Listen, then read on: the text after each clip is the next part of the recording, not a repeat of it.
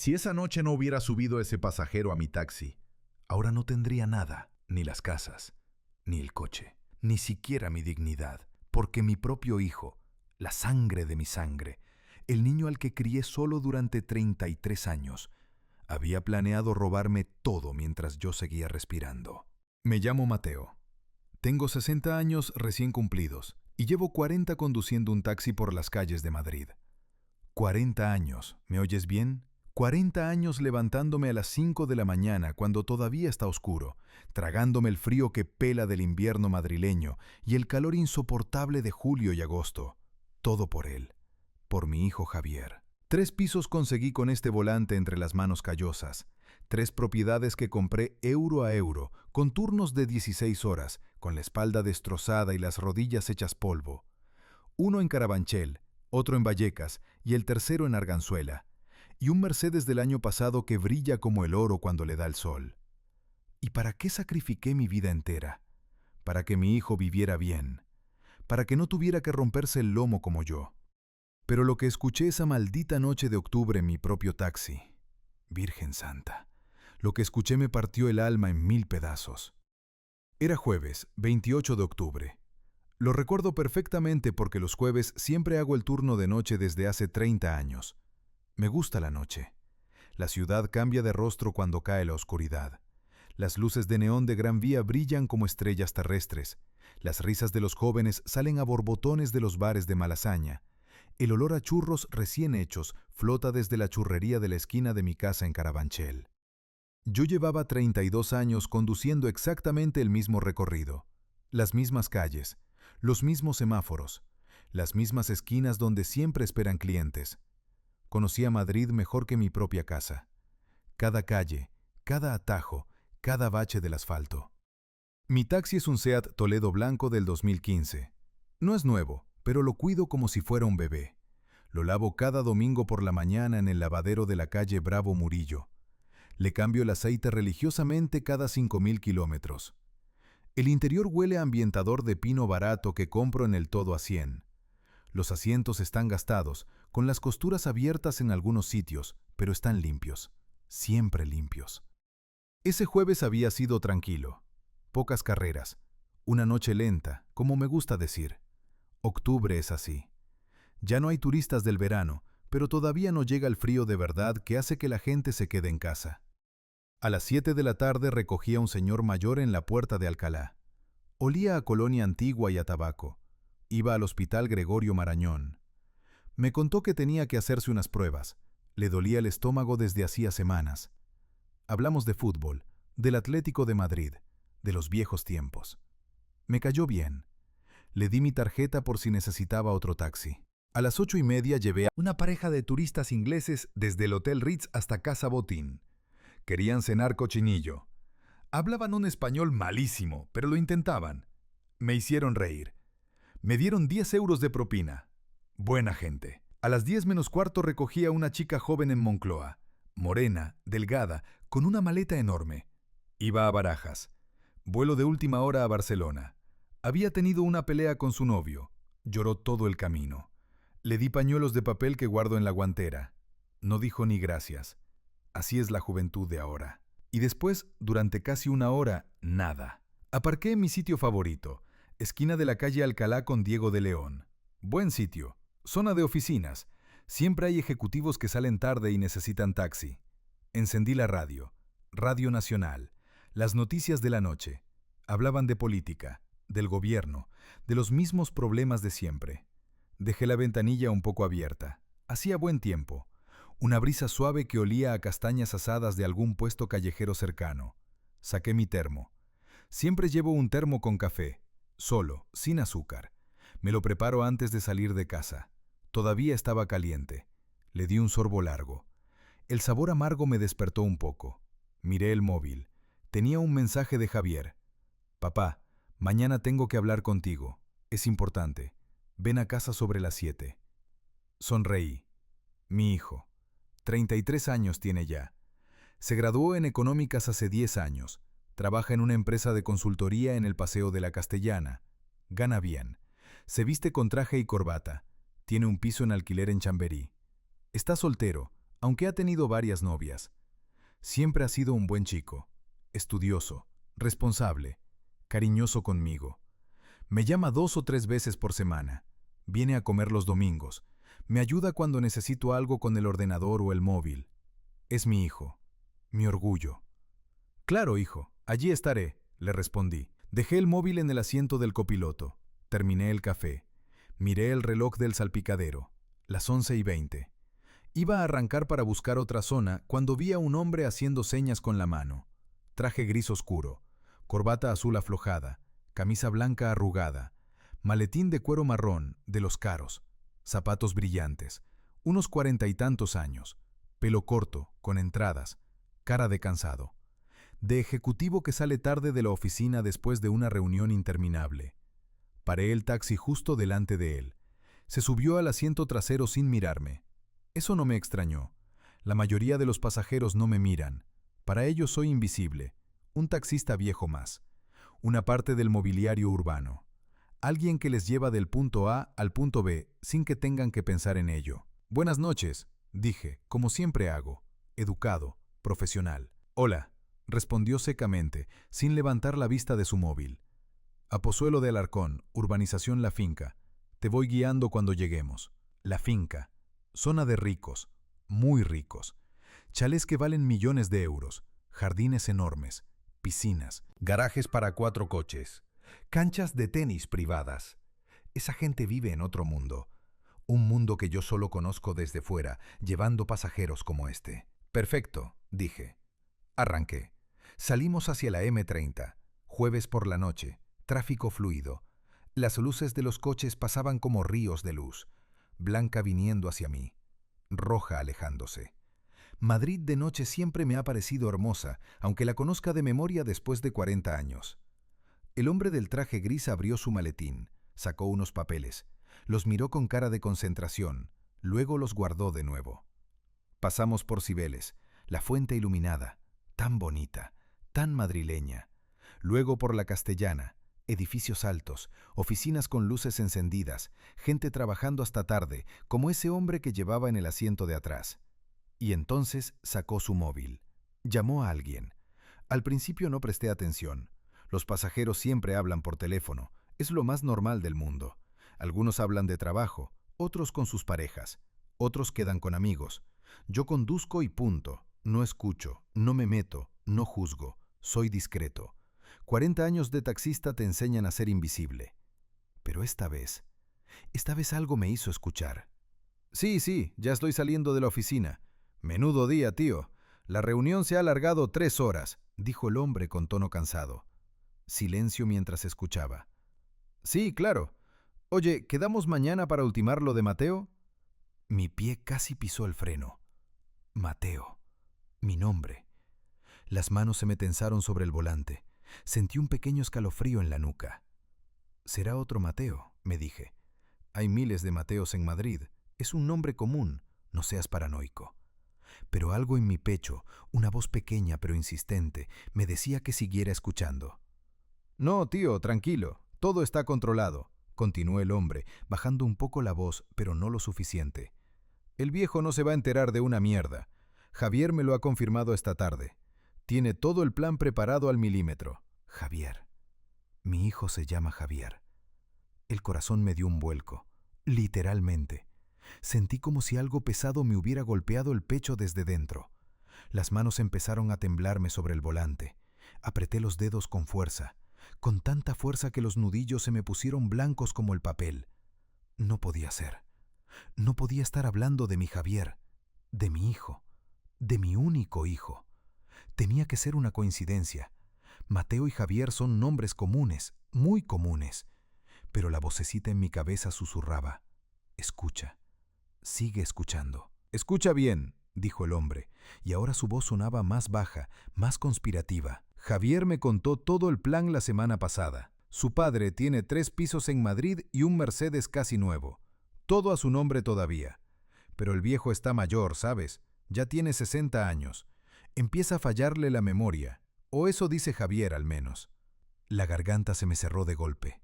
No podía tragar. No podía respirar bien. 60 años. 3 pisos. Un Mercedes. Ese era yo. Ese hijo de puta que llevaba en mi propio taxi estaba hablando de mí. El plan es sencillo pero efectivo, continuó, como si estuviera hablando de una operación empresarial normal. Javier le va a pedir a su padre que firme unos documentos. Le dirá que son para renovar el seguro del coche, o para cambiar algo del banco, o alguna chorrada así. El viejo confía ciegamente en él, así que firmará sin leer. Pero en realidad serán documentos de traspaso de propiedades. Una vez firmados y registrados, los 3 pisos y el coche pasan automáticamente a nombre de Javier. Limpio, legal, notarizado. El viejo no se enterará hasta que sea demasiado tarde. Sentí un pinchazo agudo en el pecho, como si alguien me hubiera clavado un cuchillo largo y afilado, y lo estuviera girando lentamente, cortando cada fibra de mi corazón.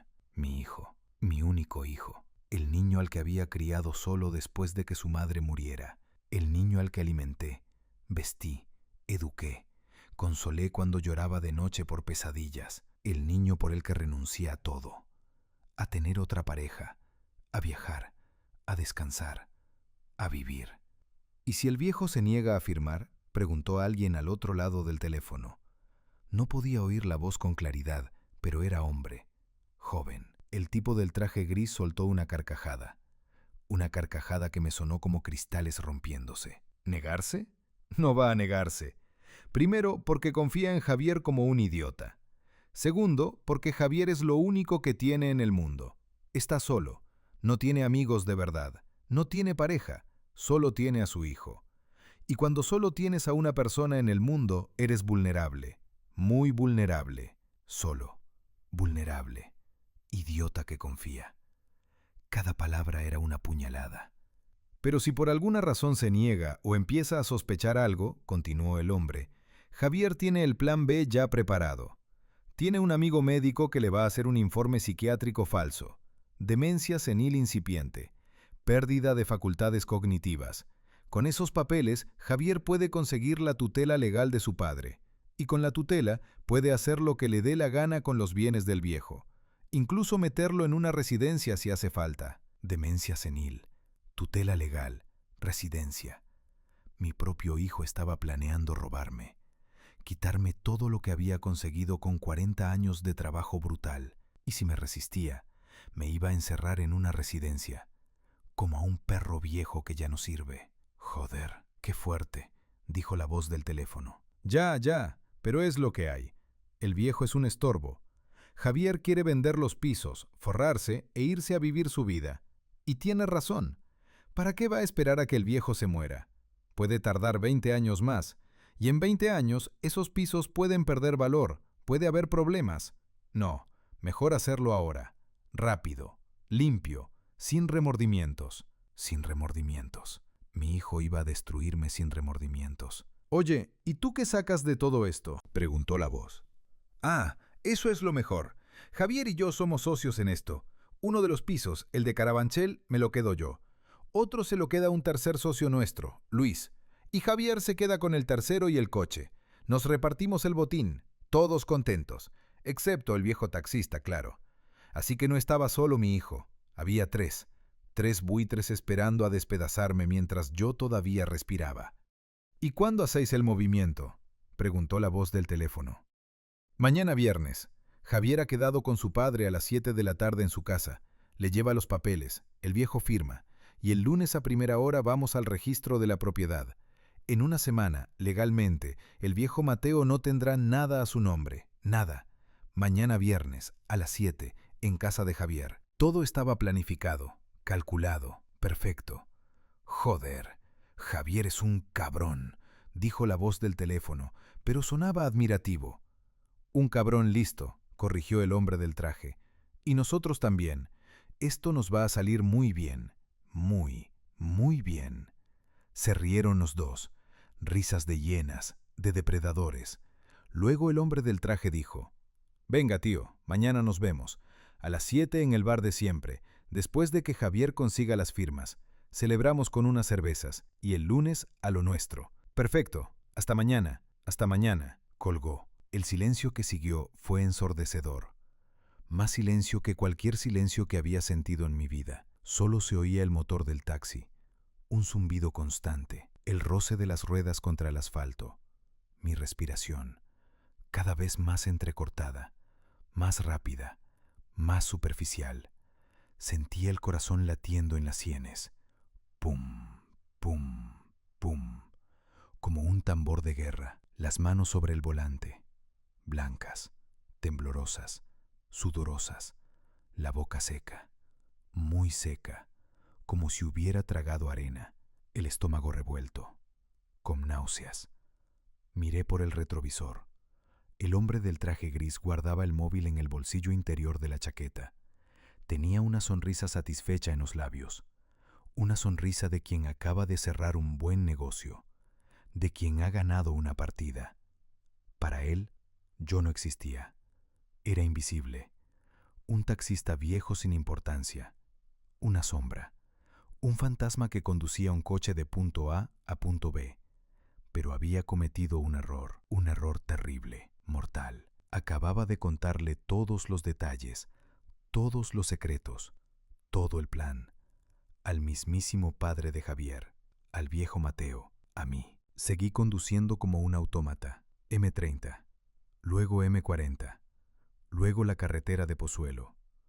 20 minutos después llegamos a la urbanización La Finca, verjas enormes, seguridad privada, jardines impecables incluso de noche, farolas elegantes que iluminaban calles perfectas, chalés que parecían palacios. Aquí, la tercera a la derecha, dijo el hombre. Giré. Ahí, esa casa blanca. Perfecto. Paré el taxi frente a un chalet inmenso. 3 plantas, ventanales enormes, un BMW negro aparcado en la entrada. El taxímetro marcaba 24,30 €. El hombre sacó su cartera, extrajo un billete de 50 euros. Me lo tendió por encima del asiento. Toma, quédate con el cambio, 25 euros de propina. Tomé el billete. Mis dedos rozaron los suyos un segundo. No dije nada, ni gracias, ni buenas noches, nada. Él tampoco pareció notarlo. Abrió la puerta, salió del taxi, cerró la puerta con un golpe seco. Lo vi caminar hacia el chalet. Traje gris, maletín de cuero, pasos seguros, la vida resuelta, el futuro brillante. Sacó unas llaves, abrió la puerta, entró. La puerta se cerró, luces encendiéndose dentro. Me quedé ahí parado, motor al ralentí, mano sobre el volante, mirando ese chalet, esa vida, ese mundo, un mundo construido sobre la traición, sobre el robo, sobre la destrucción de gente como yo. Arranqué despacio, salí de la urbanización, y mientras conducía de vuelta hacia Madrid, las palabras del hombre se repetían en mi cabeza, una y otra vez, como un disco rayado, como una tortura. El viejo Mateo no se va a enterar de nada. Tiene 60 años. No puede hacer nada. En una semana no tendrá nada a su nombre, sin remordimientos. Conduje sin rumbo durante casi 2 horas. No quería ir a casa. No todavía. No podía. Pasé por Gran Vía, luces brillantes, gente caminando, parejas cogidas de la mano, turistas haciéndose fotos. Vida. Vida normal. Vida ajena a mi dolor. Pasé por Cibeles, la fuente majestuosa, el palacio de comunicaciones iluminado, tan hermoso, tan indiferente. Pasé por el Retiro, cerrado a esas horas, verjas negras, árboles oscuros, silencio. Pasé por Atocha, la estación iluminada, trenes que llegan y se van, gente que llega a Madrid, gente que se va de Madrid, movimiento constante, indiferente a todo. Pasé por mi barrio, Carabanchel, calles estrechas, edificios viejos, bares de barrio cerrando, persianas bajando. Aparqué en una calle lateral. Apagué el motor, apagué las luces. Me quedé sentado en la oscuridad, en silencio, mirando la nada. No sentía rabia todavía, eso vendría después.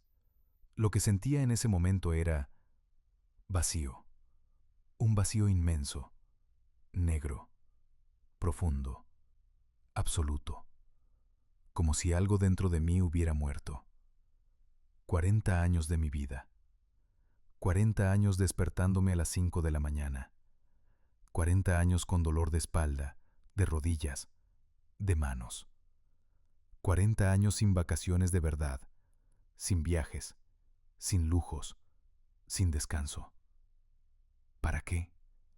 Para que mi hijo, la única persona que me quedaba en el mundo, planeara robarme todo. para que me viera como un estorbo, como un viejo inútil del que había que deshacerse, como basura. Llegué a casa pasadas las 3 de la madrugada. Vivo en un piso pequeño en la calle Eugenia de Montijo, Carabanchel de toda la vida, edificio de los años 60, 5 plantas sin ascensor. Yo vivo en el tercero. Aparqué el taxi en el garaje comunitario, un garaje viejo, con manchas de aceite en el suelo, olor a humedad. Mi sitio está al fondo. El número 16. Cerré el taxi con llave. Revisé que todo estuviera bien. Manía de 40 años. Siempre reviso todo 2 veces. Subí las escaleras despacio. 1, 2, 3 escalones. Me dolían las rodillas, más que nunca. 10, 11, 12 escalones. Me dolía la espalda, como agujas clavándose. 20, 21, 22 escalones. Me dolía el alma. Llegué al tercero, respirando con dificultad, sudando. Saqué las llaves. 3 intentos para meterla en la cerradura. Las manos me temblaban. Abrí la puerta. Entré. Encendí la luz. El piso estaba en silencio. Vacío, como siempre.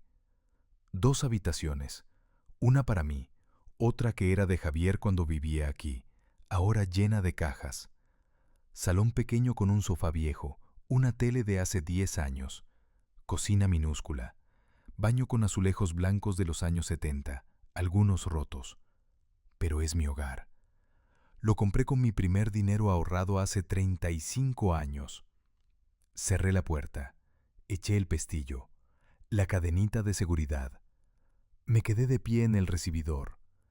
En la pared del salón hay fotos. Fotos de Javier. Javier de bebé. Arrugado, rojo, llorando. Hospital 12 de octubre, enero del 91. Javier de 5 años. Sonriendo sin dientes. Parque del Retiro, domingo soleado. Javier de 10 años. Primer día de colegio. Mochila enorme. Uniforme nuevo. Javier de 15 años. Equipo de fútbol. Camiseta del Atleti. Orgulloso. Javier de 25 años. Graduación universitaria. Toga. Birrete. Diploma. Yo a su lado, con traje prestado, sonriendo como un tonto de lo orgulloso que estaba. Mi hijo. Mi vida entera resumida en esas fotos. Y ahora ese mismo niño, ese mismo joven, ese mismo hombre quería destruirme. Me senté en el sofá. El mismo sofá donde Javier y yo veíamos los partidos del Atleti los domingos. El mismo sofá donde hacíamos los deberes juntos cuando era niño.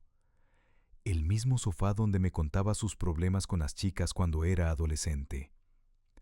El mismo sofá donde me abrazaba cuando tenía pesadillas.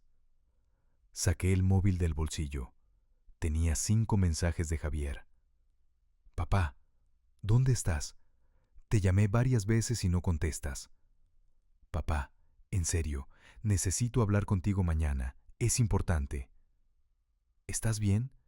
Llámame cuando veas esto. Papá, sobre las 7 mañana en mi casa, ¿vale? No faltes. Es muy importante, papá. Te quiero. Te quiero. Esas 2 palabras. Las últimas palabras del último mensaje. Te quiero. Qué fácil es escribir eso. Qué fácil es mentir. Porque el hombre que escribe te quiero no planea robar a su padre. No planea meterlo en una residencia. No planea destruir su vida. A menos que te quiero no signifique nada. A menos que sea solo una palabra. Vacía. Hueca. Sin peso. Esa noche no dormí. Me quedé sentado en el sofá, con todas las luces apagadas, mirando las fotos de Javier en la pared. Y mientras lo miraba, mientras recordaba cada momento de su vida que yo había construido con mis propias manos destrozadas, algo dentro de mí empezó a cambiar. La tristeza se estaba convirtiendo en otra cosa, algo más frío, más duro, más oscuro, más peligroso. Porque si mi hijo quería jugar sucio, si quería tratarme como a un idiota, como a un estorbo, como a basura, pues bien, yo le iba a enseñar quién había inventado ese juego.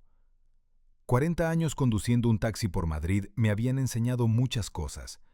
Me habían enseñado a leer a la gente, a entender sus intenciones, a ver más allá de las palabras bonitas.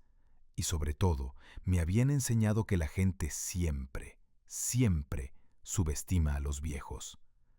Creen que somos tontos, lentos, inútiles, fáciles de engañar, pero se equivocan. Los viejos somos pacientes, muy pacientes. Los viejos somos observadores, vemos lo que otros no ven. Los viejos somos inteligentes. Décadas de experiencia nos han hecho listos. Y sobre todo, los viejos somos despiadados cuando nos traicionan los que más amamos. Javier quería mis casas, mi coche, mi vida, mi dignidad. Pues bien, se las iba a dar. Pero no como él esperaba. Oh, no. No como él esperaba en absoluto. A las 6 de la mañana seguía despierto. Me levanté del sofá, fui a la cocina, preparé café. Fuerte, muy fuerte. Me senté a la mesa de la cocina con una libreta vieja y un bolígrafo, y empecé a escribir. Un plan. Mi plan. Porque Javier había cometido un error imperdonable. Me había subestimado. Y eso, hijo mío, te va a costar todo, absolutamente todo.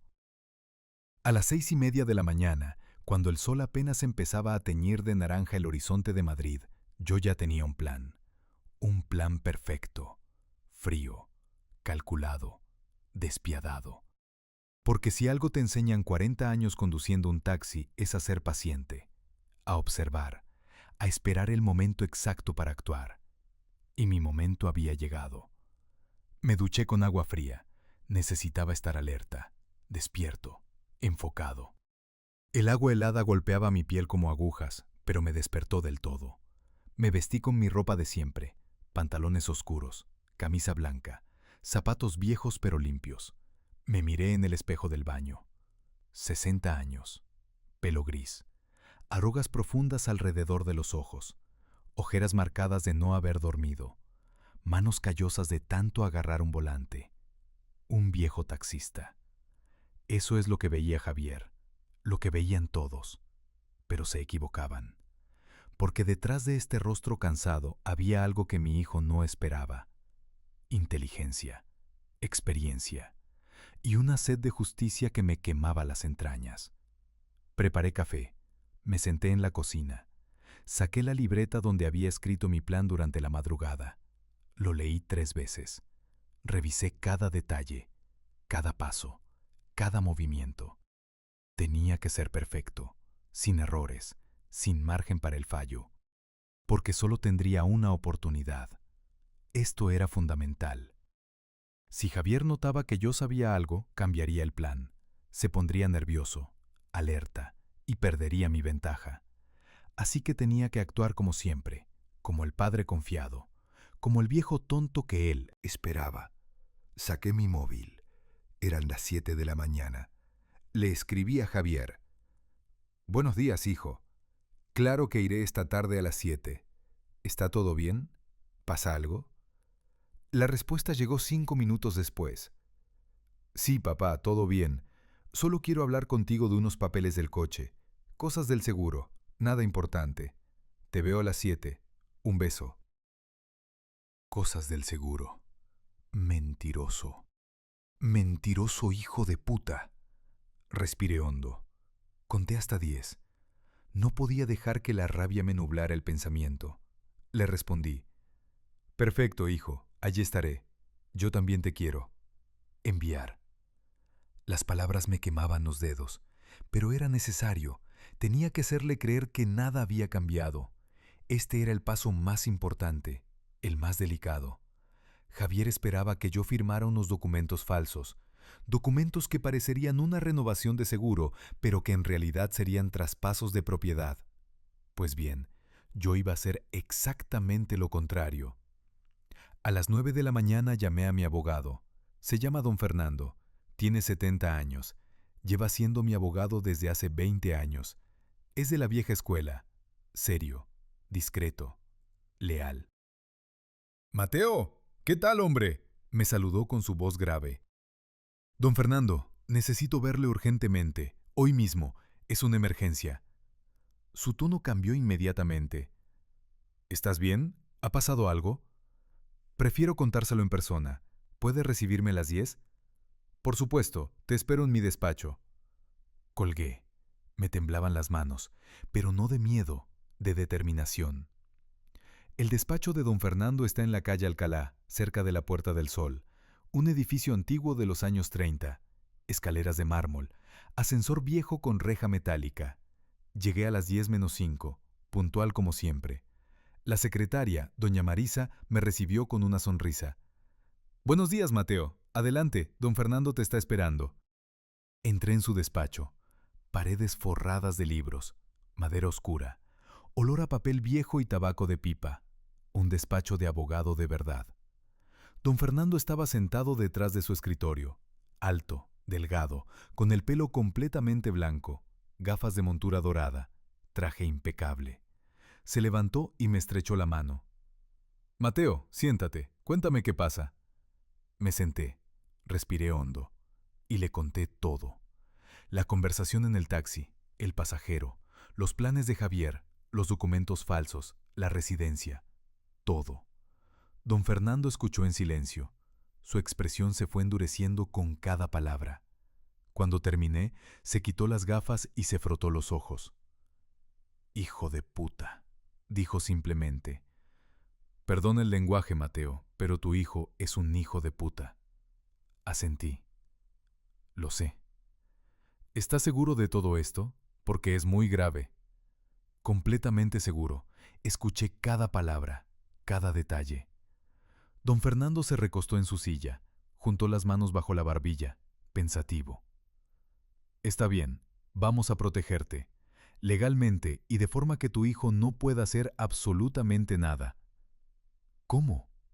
Se inclinó hacia adelante. «Primero vamos a crear un testamento nuevo, ahora mismo, notarizado, en el que especifiques claramente que tus 3 propiedades y tu vehículo permanecen a tu nombre hasta tu muerte, y que en caso de que intentes transferirlos bajo presión, coacción o engaño, el testamento prevalece». Saqué una libreta. Empezó a escribir. «Segundo, vamos a redactar un documento de protección patrimonial. Es un documento legal que declara que tienes plenas facultades mentales, que no sufres ninguna enfermedad cognitiva y que cualquier intento de declararte incapaz es fraudulento». «¿Eso funcionará?» «Completamente. Si tu hijo intenta conseguir una tutela con informes médicos falsos, este documento lo anula. Necesitará que 3 médicos independientes te examinen, y créeme, si estás bien, no lo conseguirá». Asentí. Mi corazón latía fuerte, pero con esperanza. «Tercero», continuó don Fernando, «vamos a crear un poder notarial revocable, pero no a favor de tu hijo, a favor de una tercera persona de confianza. ¿Tienes a alguien?». Pensé un momento. «Mi primo Enrique vive en Valencia. Es 10 años menor que yo. Es policía retirado, honesto como nadie». «Perfecto. Le das a él un poder revocable sobre tus propiedades. Así, aunque firmes algo con tu hijo, legalmente no tendrá validez porque el poder real lo tiene tu primo». Era brillante, absolutamente brillante. «¿Y cuánto tiempo necesita para preparar todo esto?». Don Fernando miró su reloj. «Son las 10:20. Dame hasta las 4 de la tarde. A las 4 tienes que venir aquí con tu primo Enrique, si puede desplazarse. Firmamos todo ante notario, y a las 7 vas a casa de tu hijo completamente protegido. Mi primo está en Valencia, no puede venir tan rápido. ¿Tiene videoconferencia? Podemos hacer la firma digital, es completamente legal. Le llamo ahora mismo». Salí del despacho. Llamé a Enrique. Mi primo Enrique y yo siempre hemos sido cercanos. Cuando éramos niños, jugábamos juntos en las calles de Madrid. Luego él se mudó a Valencia, pero siempre mantuvimos contacto. —¿Mateo? —respondió sorprendido. —¿Qué pasa, primo? —Enrique, necesito tu ayuda. Es urgente. —Dime. Le conté todo, en menos de 5 minutos. Hubo un silencio largo al otro lado. Luego: —Ese cabrón, ese maldito cabrón. Mateo, cuenta conmigo, para lo que necesites. Necesito que a las 4 de la tarde estés disponible para una videoconferencia. Vas a firmar como apoderado de mis propiedades. Estaré ahí, te lo prometo. Colgué. Volví al despacho. Mi primo estará disponible a las 4. Don Fernando sonrió. Una sonrisa de tiburón. Perfecto. Esto le va a salir muy caro a tu hijo. Muy caro. Salí del despacho de don Fernando con una sensación extraña. Mitad alivio, mitad furia contenida. Mis propiedades estaban protegidas. Eso era lo importante, pero necesitaba más. Necesitaba pruebas de la traición de Javier. Pruebas irrefutables. Fui a una tienda de electrónica en la calle Fuencarral. Una tienda pequeña, de las de toda la vida. El dueño, Paco, me conoce desde hace años. Mateo, ¿qué necesitas? Una grabadora pequeña, discreta, que grabe con calidad y que tenga mucha batería. Paco me miró con curiosidad, pero no preguntó. Profesional. Tengo esto. Sacó un dispositivo del tamaño de un mechero. Grabadora digital, hasta 12 horas de batería. Se activa por voz, graba en alta definición. Perfecto, me la llevo. Son 80 euros. Le di un billete de 100. Me devolvió el cambio. ¿Problemas, Mateo? Nada que no pueda manejar, Paco. Gracias. Salí de la tienda con la grabadora en el bolsillo. Luego fui a un locutorio en Lavapiés. Compré un teléfono móvil de prepago, barato, anónimo, 20 euros. Y finalmente paré en un bar. Pedí un café con leche y una tostada con tomate. Necesitaba comer algo. No había probado bocado desde ayer. Me senté en una mesa del fondo. Saqué la libreta. Revisé mi plan una vez más. 4 p.m. Reunión con don Fernando y Enrique. Firma de documentos. 6:30 p.m. Activar grabadora. 7 p.m. Ir a casa de Javier. Dejar que hable, que se delate. 7:30 p.m. Firmar los papeles falsos. Dejar que crea que ha ganado. Simple, directo, efectivo. Terminé mi café. Pagué. Salí a la calle. Madrid bullía de vida. Gente caminando, coches, autobuses, el metro. La vida normal de un viernes por la mañana. Pero mi vida ya no era normal. Mi vida se había convertido en una partida de ajedrez. Y yo acababa de hacer mi primer movimiento. A las 4 en punto estaba de nuevo en el despacho de don Fernando. Él había preparado todo. Documentos perfectamente redactados, notario presente, cámara de videoconferencia lista. Enrique apareció en la pantalla. Se veía mayor, más canas, pero sus ojos seguían siendo los mismos, inteligentes, leales. «Primo», me saludó, «vamos a freírle». Don Fernando explicó todo a Enrique. Los documentos, el poder notarial, las implicaciones legales. «¿Lo entiendes todo?», preguntó don Fernando. «Perfectamente», respondió Enrique. «Firmo donde sea necesario». Durante la siguiente hora firmamos papeles. El notario certificaba cada firma. Don Fernando explicaba cada cláusula. Testamento, protección patrimonial, poder notarial, declaración de capacidad mental. Todo perfecto, todo legal, todo irrevocable. A las 5:15 habíamos terminado.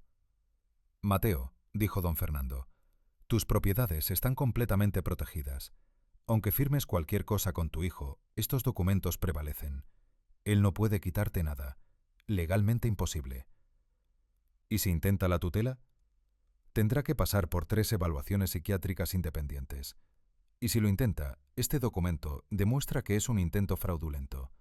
Podría ir a la cárcel». Respiré hondo. Por primera vez en 24 horas sentí algo parecido al alivio. «Gracias, don Fernando. Gracias, Enrique». «Ahora». «Ve», dijo don Fernando. «Ve y deja que tu hijo se delate. Graba todo. Y luego vuelve aquí. Vamos a hundirlo». Estreché su mano, luego la de Enrique a través de la pantalla. Os debo todo. No nos debes nada, dijo Enrique. Eres mi primo, mi sangre, y la sangre se protege. Salí del despacho. Eran las 5:30. En 1 hora y media me encontraría con mi hijo, con el traidor. Llegué a casa sobre las 6. Me cambié de ropa, camisa limpia, pantalones planchados. Quería estar presentable. Quería parecer el padre confiado de siempre. Saqué la grabadora del bolsillo. La probé. Funcionaba perfectamente. Me la metí en el bolsillo interior de la chaqueta, invisible, discreta.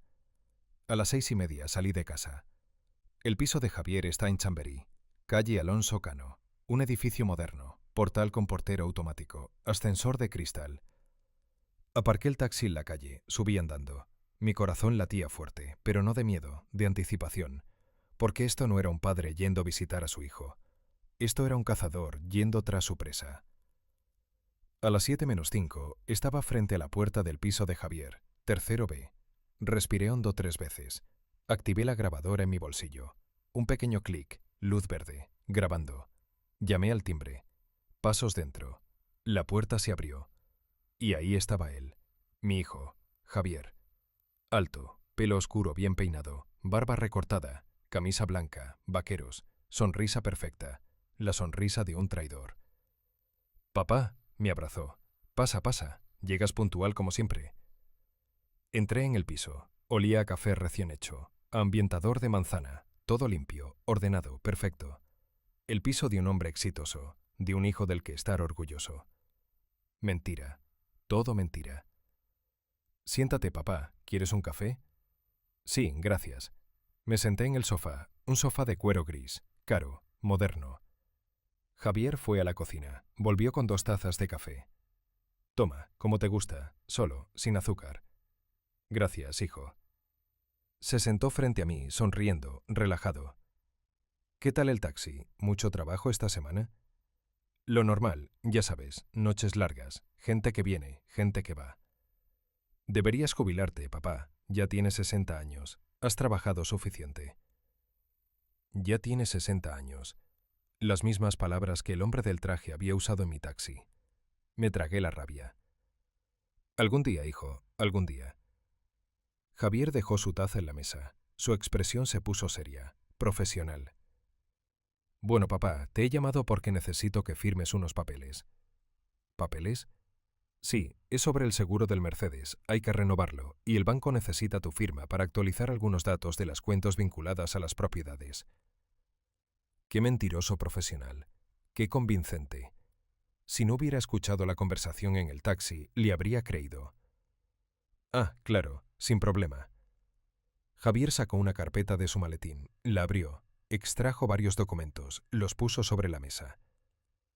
«Son solo 3 documentos. Firmas aquí, aquí y aquí». Y ya está, 5 minutos. Cogí los documentos, los leí. Estaban perfectamente falsificados. Parecían formularios oficiales de seguros y bancos, pero yo sabía la verdad. Eran traspasos de propiedad. Las 3 casas, el coche, todo a nombre de Javier. Miré a mi hijo. Estaba sonriendo, tranquilo, seguro. ¿Alguna duda, papá? No, hijo, todo claro. Saqué un bolígrafo de mi bolsillo y firmé. Primer documento, mi firma. Mateo García López. Segundo documento, mi firma. Tercer documento, mi firma. Javier recogió los papeles rápidamente, los metió en la carpeta, sonrisa enorme. Perfecto, papá, muchísimas gracias. Esto me ahorra muchos problemas administrativos. De nada, hijo, para eso estoy. Se levantó, me abrazó, y en ese abrazo sentí algo que nunca había sentido con mi hijo. Asco. Asco profundo. Bueno, papá, tengo que salir. He quedado con unos amigos. ¿Te importa? No, no, tranquilo. Yo también tengo cosas que hacer. Nos dirigimos a la puerta. Papá, dijo Javier en el umbral, te quiero. Eres el mejor padre del mundo. Lo miré a los ojos, esos ojos que yo había visto crecer, esos ojos que alguna vez me miraron con amor verdadero. Yo también te quiero, hijo. Mentira. Ya no lo quería. Cerró la puerta. Bajé las escaleras despacio. Salí del edificio. Caminé hasta mi taxi. Me senté dentro, cerré la puerta, saqué la grabadora, la apagué. Luz roja, todo grabado, cada palabra, cada mentira, cada traición. Y entonces, por primera vez en 24 horas, sonreí. Una sonrisa fría, porque Javier acababa de cometer el error más grande de su vida. Acababa de confesarlo todo, en grabación, con pruebas. Y ahora venía la mejor parte, mi venganza. Esa misma noche, sobre las 9, Javier me llamó. «Papá, oye, se me olvidó comentarte algo. El lunes voy a ir al registro de la propiedad a actualizar esos papeles que firmaste. Por si acaso te llaman para confirmar algo, ya sabes que es normal, ¿vale?» «Claro, hijo, sin problema». «Perfecto, descansa, te quiero». «Yo también». Colgó. Idiota. Pensaba que había ganado. Pero lo que no sabía es que esos papeles que había firmado no tenían ningún valor legal. Porque esa misma tarde, 2 horas antes, yo había firmado documentos reales que anulaban cualquier traspaso. El lunes, cuando Javier fuera al registro, se encontraría con una sorpresa devastadora. El lunes por la mañana, don Fernando me llamó a las 11. «Mateo, tu hijo acaba de intentar registrar los traspasos». «¿Y?» «Le han denegado todo. Los documentos están anulados por tu testamento y protección patrimonial.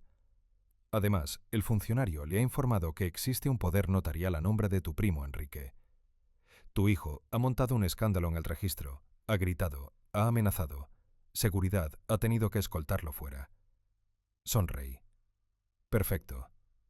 Esto no ha terminado, Mateo. Tu hijo vendrá a buscarte. Estará furioso». «Lo sé, estoy preparado». Colgué. Como don Fernando predijo, 2 horas después, Javier apareció en mi casa. Llamó a la puerta como un loco, golpes fuertes, desesperados. «¡Papá! ¡Abre! ¡Abre la puta puerta!». Abrí. Javier entró como un huracán, rojo de rabia, sudando, fuera de control. «¿Qué coño has hecho?», gritó. «¿Qué coño has hecho con las propiedades?». Me quedé tranquilo, sereno, frío.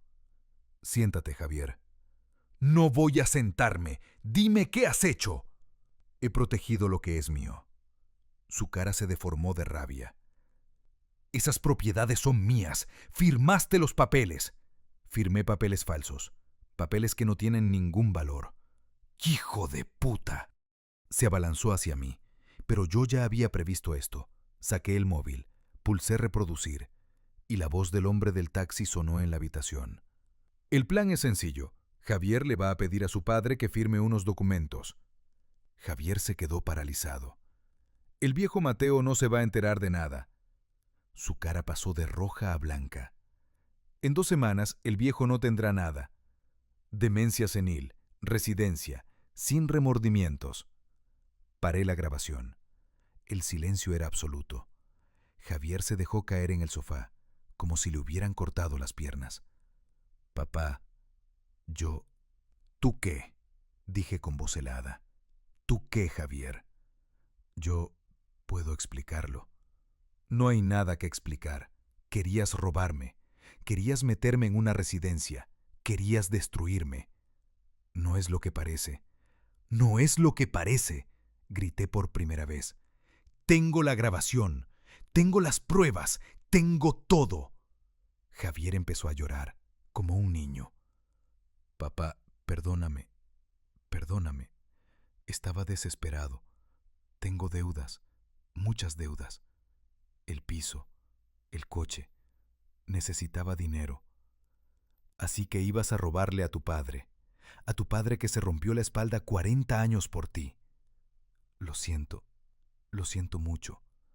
«Ya es tarde para lo siento, Javier». Me levanté, fui a la mesa, saqué una carpeta, la puse delante de él. «Lee esto». Javier abrió la carpeta, empezó a leer. Sus ojos se fueron abriendo cada vez más. ¿Qué es esto?» «Tu sentencia». La carpeta contenía copias de todos los documentos legales, testamento, protección patrimonial, poder notarial a Enrique y la grabación de su confesión. «Con esto», dije tranquilo, «puedo denunciarte por intento de estafa, falsificación de documentos e intento de fraude. Podrías ir 3 años a la cárcel. Papá, no. Pero, continué, voy a darte una opción. ¿Qué opción? Sales ahora mismo de mi vida. Desapareces. No vuelves a llamarme. No vuelves a buscarme. No existes para mí. Papá, ¿y si vuelvo a saber de ti? Si intentas cualquier cosa, entregaré estas pruebas a la policía. ¿Entendido? Javier sollozaba. Papá, por favor. ¡Entendido! Sí, susurró. Entendido. Vete. Se levantó. Caminó hacia la puerta. Se giró. Papá, de verdad lo siento. Vete. Salió. La puerta se cerró. Y yo me quedé solo. Silencio. Victorioso. Pero vacío. Después de que Javier saliera de mi casa aquella tarde del lunes, me quedé sentado en el sofá durante horas. No encendí la tele. No puse la radio. No hice nada. Solo me quedé ahí, en silencio, mirando la pared vacía. La victoria no sabía como yo esperaba. No había sensación de triunfo, no había alegría, no había satisfacción. Solo había vacío. Un vacío enorme que me devoraba por dentro. Porque sí, había ganado. Había protegido mis propiedades, había desenmascarado a mi hijo, había evitado que me robara. Pero al mismo tiempo, lo había perdido todo. Porque un hijo no se recupera. Una vez roto ese vínculo, no hay vuelta atrás. Y esa noche, por primera vez en 60 años, lloré. Lloré como no había llorado ni siquiera cuando murió Carmen. Lloré por el hijo que creí tener, por el niño que abracé cuando tenía miedo, por el joven al que ayudé con los deberes, por el hombre al que vi graduarse. Lloré por todo lo que habíamos sido y por todo lo que nunca volveríamos a ser. Pero la historia no terminó ahí, porque Javier cometió un error terrible. No desapareció. 3 días después, el jueves por la tarde, recibí una llamada de don Fernando. «Mateo, tenemos un problema». Mi estómago se contrajo. «¿Qué ha pasado?» «Tu hijo ha contratado a un abogado, un tipo sin escrúpulos que se especializa en casos turbios. Van a intentar declararte incapaz mentalmente. Han presentado una demanda». «Pero tenemos los documentos de protección». «Sí, pero van a intentar demostrar que esos documentos los firmaste bajo confusión mental, que no sabías lo que hacías. Van a presentar testigos falsos, vecinos que supuestamente te vieron confundido, un médico que supuestamente te diagnosticó demencia hace meses». La rabia volvió a encenderse en mi pecho. «Ese hijo de puta no se rinde». «No, y esto va a ponerse feo, Mateo, muy feo». «¿Qué hacemos?» «Contraatacamos. Duramente. Vamos a demostrar que tú estás perfectamente sano y vamos a exponer toda su conspiración. Pero necesito que estés preparado. Esto va a ser una guerra». «Estoy preparado», dije con voz firme. «Que venga la guerra». La semana siguiente fue un infierno. Javier y su abogado empezaron a mover todas sus piezas. Presentaron documentos falsos, consiguieron declaraciones de gente que ni siquiera conocía. Un vecino que decía haberme visto hablando solo en la calle, una cajera de supermercado que aseguraba que yo pagaba 2 veces por la misma compra porque se me olvidaba. Todo mentira, todo fabricado. Pero el sistema legal es lento, y mientras tanto, la duda se sembraba. Don Fernando organizó mi defensa como un general preparando una batalla. «Primero, vamos a hacerte 3 evaluaciones psiquiátricas independientes. Los mejores especialistas de Madrid van a certificar que estás perfectamente sano». Y así fue. Doctor Sánchez, psiquiatra del Hospital La Paz. 2 horas de evaluación. Test cognitivos. Entrevista profunda. Análisis de memoria. Resultado. Capacidades cognitivas completamente normales, sin signos de demencia, deterioro o confusión. Doctora Ramírez, neuróloga del Hospital Ramón y Cajal. Resonancia magnética. Pruebas neurológicas. Evaluación exhaustiva. Resultado. Cerebro sano. Ningún signo de enfermedad neurodegenerativa. Doctor Mendoza, geriatra privado. Evaluación integral. Test de autonomía. Análisis de funcionalidad. Resultado. Paciente con plena capacidad física y mental, completamente autónomo e independiente. 3 informes. 3 médicos diferentes. 3 confirmaciones de mi salud mental. Perfecto, dijo don Fernando. Ahora vamos a por ellos. La audiencia judicial se fijó para el martes, 2 semanas después. Juzgado de primera instancia número 47 de Madrid, Plaza de Castilla. Yo llegué acompañado de don Fernando y mi primo Enrique, que había venido desde Valencia expresamente para apoyarme. Entramos en la sala, y ahí estaba Javier. Al otro lado de la sala, sentado junto a su abogado, un tipo joven, de unos 40 años, con traje caro y sonrisa de tiburón. Nuestras miradas se cruzaron. Javier apartó la vista inmediatamente. No pudo sostenerme la mirada. Cobarde. La jueza entró. Una mujer de unos 50 años, pelo recogido, gafas, expresión seria. Se abre la sesión. Caso número 3847/2024. Javier García Ruiz contra Mateo García López. Demanda de incapacitación. El abogado de Javier se levantó. Empezó su exposición. Habló durante 20 minutos. Describió un Mateo García que yo no reconocía. Un viejo senil, confundido, olvidadizo, incapaz de tomar decisiones, un peligro para sí mismo. Presentó las declaraciones falsas de los supuestos testigos, el vecino, la cajera, un taxista que supuestamente me había visto perdido en la M30. Todo mentira, pero bien montado, convincente para quien no conociera la verdad. Cuando terminó, la jueza miró a don Fernando. Letrado de la defensa, puede proceder. Don Fernando se levantó, lentamente, con calma, como un león que se prepara para atacar. Señoría, lo que hemos escuchado es una ficción, una construcción deliberada de mentiras diseñada para robar a un hombre honesto todo lo que ha conseguido en 40 años de trabajo. Hizo una pausa. Pero no vamos a refutar con palabras, vamos a refutar con hechos. Presentó los 3 informes médicos, uno por uno. Los leyó en voz alta, cada conclusión, cada certificación de mi salud mental. Luego presentó los documentos de protección patrimonial que habíamos firmado. Estos documentos, señoría, fueron firmados ante notario, con plena conciencia, con testigos. El señor Mateo García López estaba y está en perfecto uso de sus facultades. El abogado de Javier intentó interrumpir. La jueza lo calló con un gesto. Además, continuó don Fernando, tenemos pruebas de que esta demanda no es un acto de preocupación filial. Es un intento de fraude. Sacó un pendrive, lo entregó a la secretaria judicial. En esta grabación, señoría, se escucha a un socio del demandante describiendo con detalle el plan para robar las propiedades del señor García López, plan del que su hijo, el demandante, es el arquitecto principal. La grabación se reprodujo en la sala. La voz del hombre del traje gris resonó en el silencio. El viejo Mateo no se va a enterar de nada. Javier tiene todo el plan preparado. Los pisos pasan a nombre de Javier, limpio, legal. Si se niega, lo metemos en una residencia, demencia senil, sin remordimientos. El silencio después de la grabación fue absoluto. Miré a Javier. Estaba pálido, completamente blanco. Las manos le temblaban sobre la mesa. Su abogado había perdido toda la confianza. Movía papeles nerviosamente sin saber qué hacer. Don Fernando continuó. Esta grabación fue obtenida legalmente por el señor García López en su propio taxi, ejerciendo su profesión. No hubo violación de privacidad.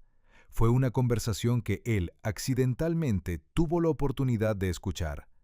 Y lo que escuchó cambió su vida. La jueza tomaba notas. Su expresión era cada vez más dura. Además, don Fernando puso más documentos sobre la mesa. Tenemos pruebas de que el señor Javier García intentó registrar traspasos de propiedad usando documentos que su padre había firmado bajo engaño. El registro de la propiedad denegó dichos traspasos por irregularidades. Aquí está el informe oficial del funcionario. Documento tras documento, prueba tras prueba. Don Fernando estaba destrozando el caso de Javier metódicamente, sin piedad. Finalmente se giró hacia mí. Señoría, me gustaría que el señor Mateo García López hablara directamente ante este tribunal. La jueza asintió. Adelante, señor García. Me levanté. Las piernas me temblaban un poco, pero me mantuve firme. Señoría, empecé, y mi voz sonó más clara de lo que esperaba. Yo crié a mi hijo solo desde que tenía 7 años. Su madre murió de cáncer. Fui padre y madre. Trabajé turnos dobles, triples, durante 33 años. Me rompí la espalda, literalmente, para darle una vida mejor que la mía. Hice una pausa. Miré a Javier. Y él decidió pagarme destruyéndome, robándome, planeando encerrarme en una residencia como si fuera un perro viejo. Mi voz se quebró un poco. No pido que mi hijo vaya a la cárcel, aunque legalmente podría. Solo pido que este tribunal reconozca que estoy perfectamente sano, que mis propiedades son mías y que mi hijo no tenga ningún derecho sobre ellas. Volví a sentarme. La jueza miró a Javier. Señor García Ruiz, ¿tiene algo que decir? Javier se levantó, tembloroso, sudando. Yo no quería. Las cosas se me fueron de las manos. Tengo deudas. Necesitaba robar a su padre, interrumpió la jueza con voz helada. Javier se calló. Siéntese. Se sentó. La jueza revisó sus notas durante lo que parecieron horas. Finalmente levantó la vista. He escuchado ambas partes. He revisado las pruebas. Y mi decisión es la siguiente. La demanda de incapacitación queda desestimada completamente. El señor Mateo García López está en pleno uso de sus facultades mentales y cognitivas, como demuestran 3 informes médicos independientes. Además, las pruebas presentadas por la defensa demuestran que esta demanda fue presentada de mala fe, con intención de fraude. Por lo tanto, ordeno que el señor Javier García Ruiz pague las costas procesales completas, incluyendo los honorarios de la defensa. Y además, remito este caso a la Fiscalía para que investigue posibles delitos de estafa, falsificación de documentos y conspiración para cometer fraude. El martillo golpeó la mesa. Se levanta la sesión. Había ganado. Totalmente. Javier salió de la sala como un fantasma, derrotado, destruido. Su abogado lo seguía murmurando algo sobre apelaciones imposibles. Don Fernando me abrazó. Lo conseguimos, Mateo. Lo conseguimos. Enrique me palmeó la espalda. Ese cabrón lo ha perdido todo, como se merecía. Salimos del juzgado. El sol de Madrid brillaba con fuerza. Era una tarde hermosa de noviembre, pero yo no sentía alegría. Sentía alivio, pero también tristeza, porque sí, había ganado la guerra, pero había perdido a mi hijo para siempre. 2 semanas después, la Fiscalía presentó cargos formales contra Javier: intento de estafa agravada, falsificación de documentos, conspiración para cometer fraude patrimonial. El caso fue rápido. Las pruebas eran irrefutables. Javier aceptó un acuerdo: 2 años de prisión, suspendidos por ser delincuente primario, pero con libertad condicional de 5 años y obligación de pagar una multa de 50.000 euros. Además, prohibición de acercarse a mí durante 10 años, orden de alejamiento. Sus 2 socios, el hombre del traje gris y el tal Luis, también fueron procesados. 18 meses de cárcel cada uno por complicidad. La justicia se había cumplido, pero no me sentía mejor. Un mes después de la sentencia, estaba trabajando en el taxi, turno de noche, como siempre. Paré en un semáforo en rojo en la Gran Vía, y por el retrovisor vi algo que me heló la sangre. Javier caminaba por la acera, solo, delgado, ojeroso, con una mochila al hombro, ropa vieja, aspecto descuidado. Nuestras miradas se cruzaron un segundo, solo un segundo. Vi en sus ojos algo que no esperaba ver: arrepentimiento, dolor, vergüenza. El semáforo se puso verde. Arranqué, lo dejé atrás, y mientras conducía, sentí algo húmedo en mis mejillas.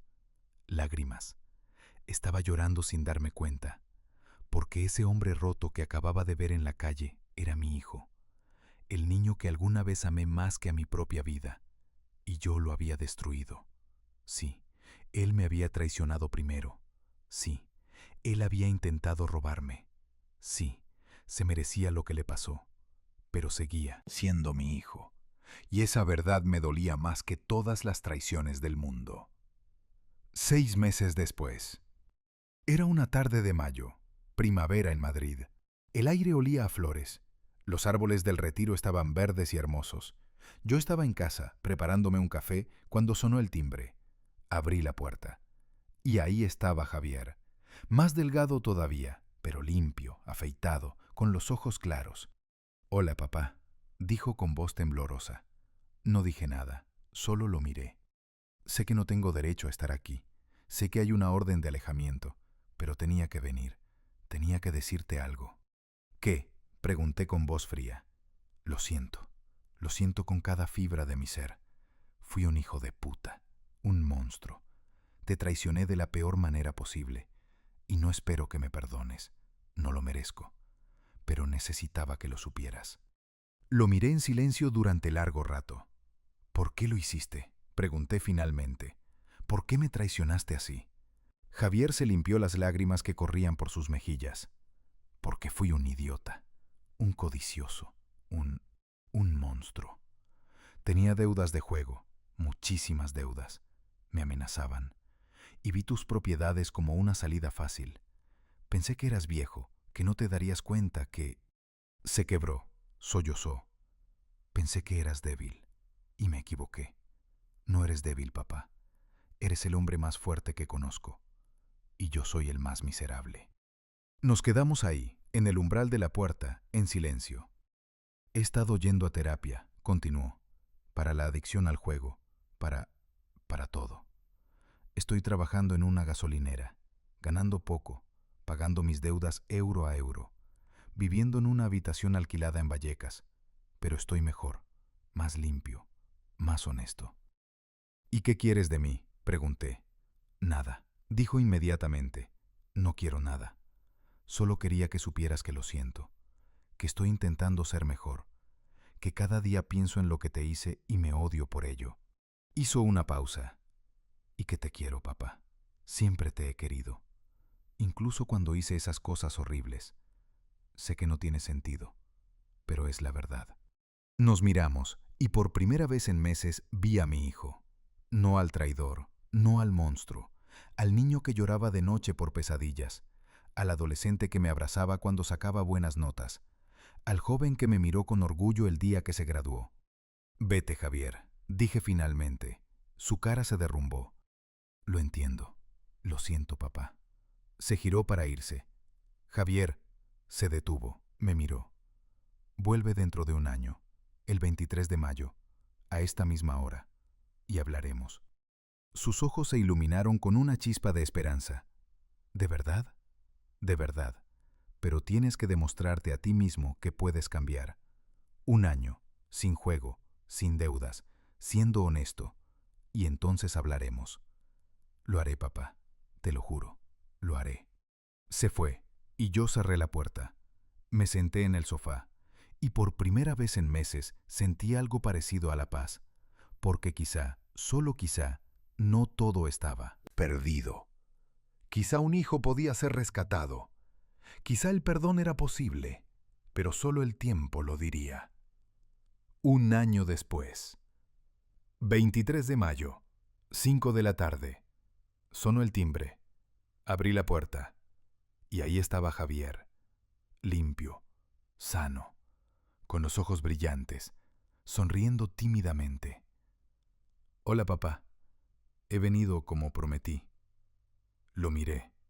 Realmente lo miré. Y vi cambio. Verdadero cambio. «Pasa», dije. Entró. Nos sentamos en el sofá. El mismo sofá donde habíamos visto 1000 partidos de fútbol juntos. «Cuéntame», dije. «Cuéntame este año». Y Javier habló. Durante 2 horas. Me contó sobre su trabajo, sobre su terapia, sobre cómo había pagado todas sus deudas, sobre cómo había dejado el juego completamente, sobre cómo había reconstruido su vida, euro a euro, día a día. Lo escuché en silencio, y cuando terminó, supe que era verdad. Todo era verdad. Estoy orgulloso de ti, dije finalmente. Javier se echó a llorar. Me abrazó, y yo lo abracé de vuelta. Por primera vez en 2 años, abracé a mi hijo. Y sentí que quizá, solo quizá, podíamos sanar. No sería rápido, no sería fácil. La confianza se construye lentamente, pero era posible. Y eso era suficiente. 40 años conduciendo un taxi por Madrid me enseñaron muchas cosas. Me enseñaron que la gente puede traicionarte, que la codicia puede corromper hasta al más querido, que el amor no siempre es suficiente. Pero también me enseñaron que la justicia existe, que la verdad siempre sale a la luz, y que incluso las relaciones más rotas pueden tener una segunda oportunidad, si ambas partes están dispuestas a luchar por ella. Mi nombre es Mateo García López, tengo 61 años, soy taxista en Madrid, y esta es mi historia, una historia de traición, venganza y finalmente, redención.